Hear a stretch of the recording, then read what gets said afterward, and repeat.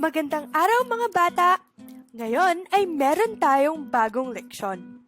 Pero bago muna natin talakayan iyon, meron muna akong mga tanong para sa inyo.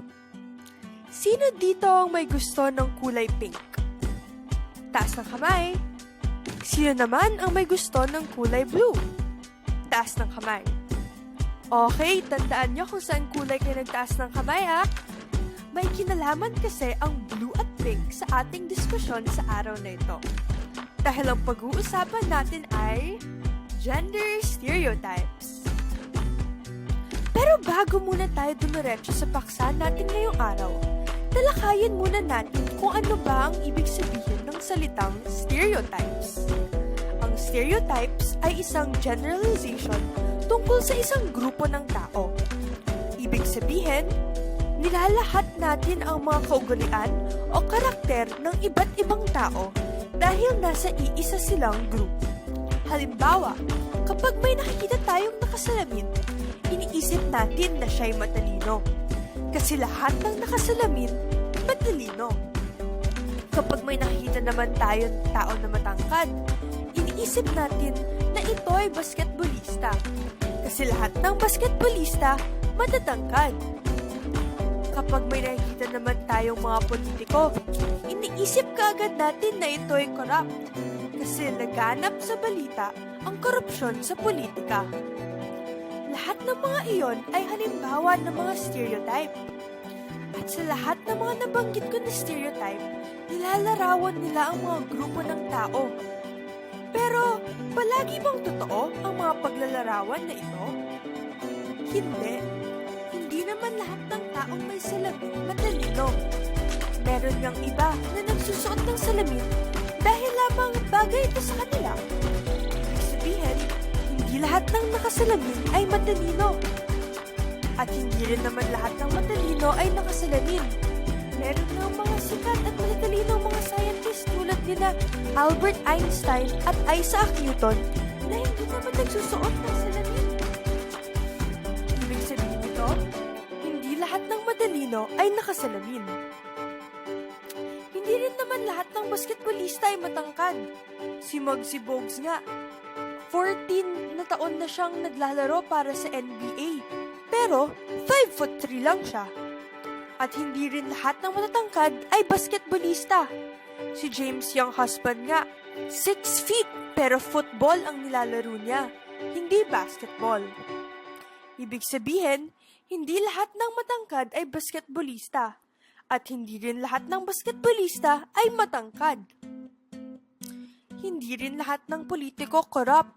Si Vico Soto nga, isang mabuting politiko na nakatulong talaga bilang mayor ng Pasig at pinupuri nga sa kanyang pamamahala at mabuting response sa COVID-19.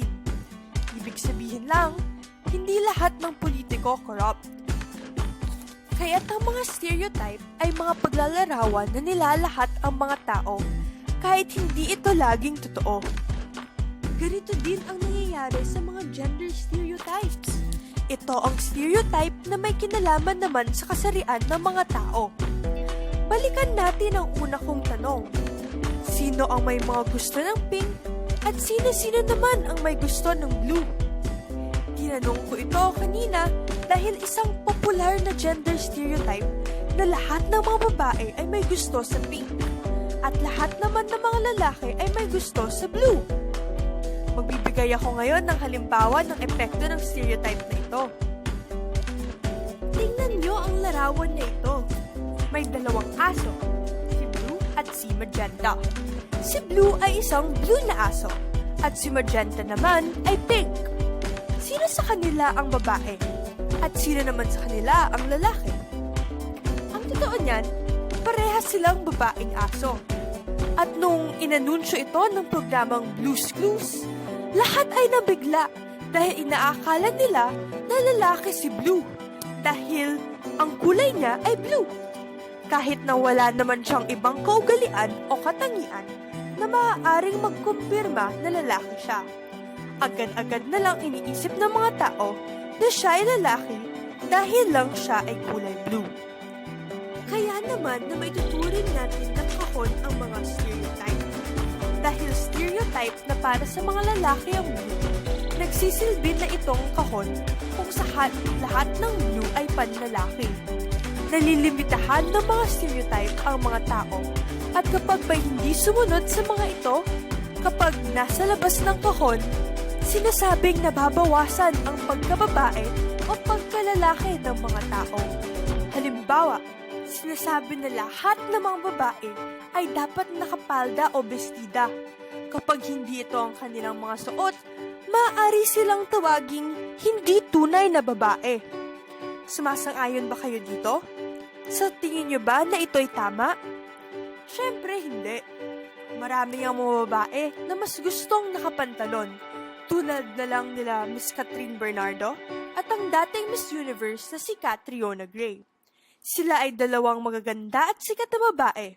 Sa tingin nyo ba, nababawasan ang kanilang pagkababae dahil lang hindi sila nakapalda? Diba hindi naman? Sa mga lalaki naman, sinasabi na dapat sila ay nakapantalon. At kapag hindi nila ito sinunod, ay hindi sila totoong lalaki. Sa tingin nyo ba ay tama ito? Siyempre hindi rin. Tingnan nyo na nga lang si Harry Styles. Halos lahat yata tayo ay napatili para sa kanya, lalong-lalo na nung siya ay nasa bandang One Direction. Pero yan, nakasuot siya ng bestida. Nababawasan ba nito ang kanyang pagkalalaki? Hindi. Ito pa, ang mga lalaking taga-Ireland, ang pambansang kasuotan sa kanila ay mga kilts o parang palda. Ibig sabihin ba nito hindi na sila mga lalaki? Hindi rin. Sa totoo nga lang, ay pinagyayabang pa nila ang kanilang mga kilts dahil ito ay may historical na importansya sa kanila. Iilan lang ang mga iyan sa mga halimbawa ng gender stereotypes. Sinasabi rin na lahat ng mga babae ay marunong magluto, na lahat ng mga lalaki ay mahilig sa sports, na lahat ng mga babae ay may mahabang buhok, habang mga lalaki naman ay may maigsi. At marami pang iba na hindi naman totoo. Ngayon ay baka matanong ninyo, kung hindi naman pala totoo ang mga stereotypes, bakit sobrang naghahanap nila? Dahil palagi natin nakikita ang mga ito sa media. Pag tayo ay nanunood ng palabas sa TV o kaya naman sa mga commercials, makikita ninyo ang mga stereotypes na ito. Kaya't sobrang importante na pag-usapan natin ang mga gender stereotypes. Dahil dinidikta ng mga ito kung ano ang tama nating mga kilos, gusto at pag-uugali. Na hindi naman tama at hindi rin naman totoo. Kaya't hindi talaga natin dapat sila pinaniniwalaan. Dapat alam natin na lahat tayo ay malayang ipahayag kung sino tayo sa paraan na gusto natin. At kahit hindi man natin sinusunod ang mga stereotypes na ito, okay lang. Dapat na unti-unti nga tayong lumalabas sa mga kahon na dala ng mga stereotypes hanggat sa tuluyan na lang mawala ang mga kahon na ito. Kung lalaki ka at gusto mo ang kulay pink, huwag kang mahiya dahil walang mali doon. Kung babae ka naman at ang gusto mo ay kulay blue, okay na okay lang din yan. Dahil ulit, walang mali doon. Sa pagtatapos ng video na ito, mas nauunawaan ninyo sana kung ano ang mga gender stereotypes at kung paano sila nagiging kahon na naglilimata sa mga grupo ng tao at bakit ito nakakasama sa atin. Maraming salamat at hanggang sa muli.